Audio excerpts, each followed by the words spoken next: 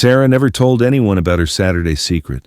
She would close her salon to the public and welcome her special guests, cancer patients. She gave them free makeovers, helping them feel beautiful again. But one of them was very special. And today, she would reveal her true identity. In the heart of the city, on one of Maple Street's bustling avenues, stood a small but elegant salon called Beauty Haven. During weekdays, the city's socialite women would come here, preparing for weddings and pampering themselves for special occasions. Sarah Mitchell, 32 years old, was an experienced makeup artist who'd been doing this work for 10 years. But Saturdays were different. Very different.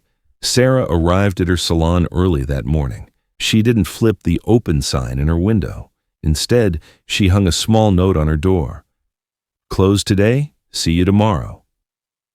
Nobody knew that the salon wasn't actually closed.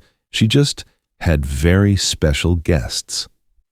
At 9 o'clock, her first guest arrived, Betty, 65 years old, a sweet woman wearing a colorful scarf on her head.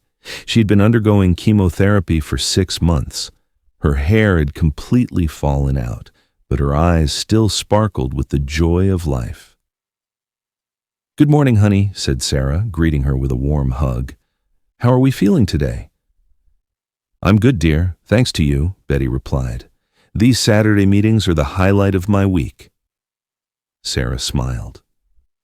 2 years ago, when she was visiting her mother at the hospital, she had seen a woman crying in the corridor. She had just come out of chemotherapy, looking tired and exhausted. That day, Sarah had approached the woman and asked, "Would you like me to do your makeup?" When she saw the transformation in the woman's face, she realized she had found her life's mission. Around 10 o'clock, her second guest arrived, Lisa, 40 years old, a mother of 2. She was receiving breast cancer treatment. She wore a wig, but her self-confidence had been shaken. "Sarah, I feel so awful today," said Lisa as she sat in the chair. "I'm afraid to look in the mirror anymore." "No, sweetheart," said Sarah, placing her hands on Lisa's shoulders. "You are beautiful. The illness doesn't change you.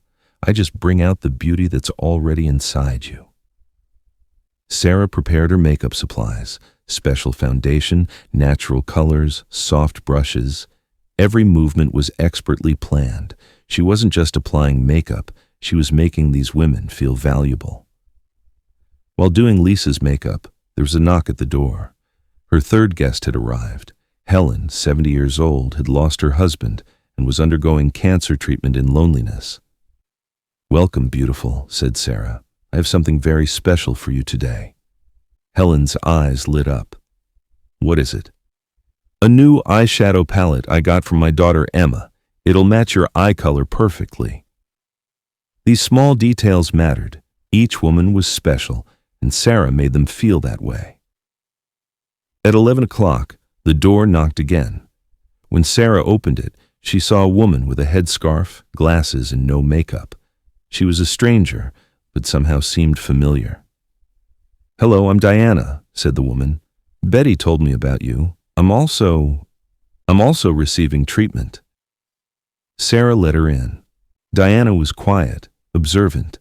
She didn't talk much with the other women, but Sarah noticed she was watching every move. "How did you find this place?" Sarah asked as she began Diana's makeup. "Betty told me at the hospital," she said.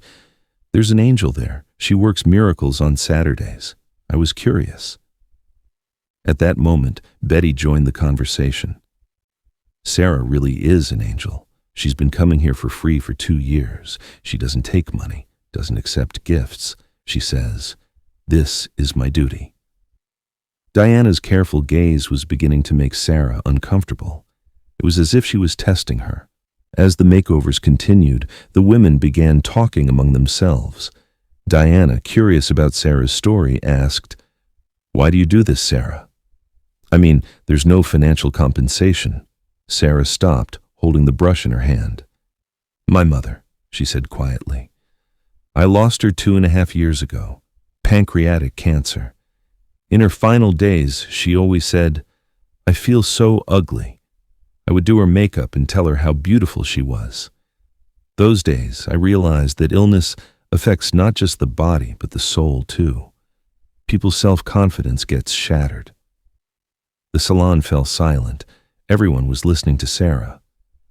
On her last day, she said to me, "Daughter, there are other women going through this feeling. You can help them." That's when I made my decision. Every Saturday, this salon would be open for them. Lisa's eyes filled with tears. "You really are an angel." But Diana still remained silent. At 12 o'clock, Sarah made a small surprise. She set up a small table with homemade food she had brought from the kitchen. "Come on, ladies, it's lunchtime. If I made it like my mother did, it should be delicious." The women gathered around the table. Betty squeezed Sarah's hand. "Honey, you're not just a makeup artist, you're family." Diana was still quiet, but her eyes seemed moist. Sarah turned to her. "Diana, you've been very quiet today. Are you okay?" Diana raised her head. I'm just surprised. I didn't think you could be this genuine." "Illness brings us together," said Helen. "But this place is different. This place gives hope." After lunch, Sarah was doing Diana's final touches. Diana looked in the mirror and took off her glasses. Then, she slowly removed her headscarf. The salon suddenly fell silent. Standing before them was Victoria Sterling, one of the country's most beloved television actresses. She had starred in series for years and was loved by millions. "Do you recognize me?" Victoria asked, her voice trembling. Sarah's breath caught. You're Victoria Sterling." "Yes, and I've been secretly receiving cancer treatment for 6 months. Nobody knows. Not the media, not my fans, nobody." Betty stood up. "Oh, my dear, you're our Victoria. I grew up watching your shows." Victoria fixed her eyes on Sarah. "I heard about you from Betty at the hospital." She said, "There's an angel there. She makes women like us beautiful for free." I wanted to believe it, but I wondered if there's anyone in this world who doesn't seek personal gain. "That's why you came in disguise," Sarah said, understanding. "Yes. I wanted to test you, to see if you would recognize me, if you would ask for money. But you really are different." Victoria stood up and pulled a thick envelope from her bag. "This is for you." Sarah didn't open the envelope. "Victoria, I don't take money. I told you." "This isn't money," Victoria said with a smile. "This is something much more valuable." Sarah opened the envelope. Inside were official documents, a foundation establishment certificate. "Sarah Mitchell Beauty and Hope Foundation," Sarah read aloud. "Yes," said Victoria, "you're helping 4 women here. I want you to help all cancer patients across the country." Sarah's hands were trembling. "How is this possible?" "I'm the founder and main sponsor of this foundation. You'll be the president. We'll open salons like yours in every city. We'll give free beauty services to women receiving cancer treatment." The salon filled with applause. Betty, Lisa, Helen, they were all crying. "But I have one condition," said Victoria. "You'll be the face of this foundation. I'll stay hidden.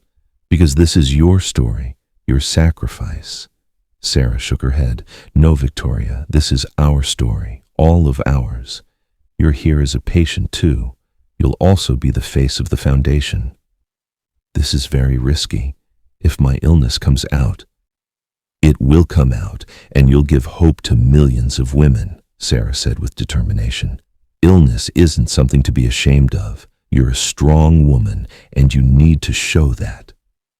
A month later, a press conference was held at the city's prestigious hotel. Victoria Sterling and Sarah Mitchell sat side by side. "I'm a cancer patient," Victoria said into the microphone, "and I stand with all women fighting this disease. Sarah Mitchell didn't just do my makeup, she gave me a reason to live." The press was shocked. The country's most famous actress was revealing her illness. "Through this foundation, every cancer patient in the country will feel beautiful," Victoria continued. "Because feeling beautiful is holding on to life." The foundation opened 12 salons in 6 cities. Hundreds of volunteer makeup artists joined. Thousands of women received free beauty services. Sarah still met with the same 4 women in her salon every Saturday. Betty was now in remission. Lisa's hair had grown back. Helen had become a grandmother. And Victoria had beaten her illness. "What do you think would have happened if I hadn't come that day?" Victoria asked. "If you hadn't come, this foundation wouldn't have been established," Sarah said. "But I would still be here every Saturday, because some things are done not for money, but for the heart." Today, the Sarah Mitchell Beauty and Hope Foundation is one of the country's largest cancer support organizations. Sarah is still a makeup artist, but now she touches the lives of thousands of women. And every Saturday, she meets with her 4 special friends in her small salon. Because some things don't gain value as they grow, they gain value as they're done with heart.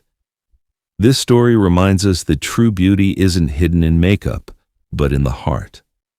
And sometimes, the smallest act of kindness can be the beginning of the greatest changes. Who are you touching in your own secret Saturday?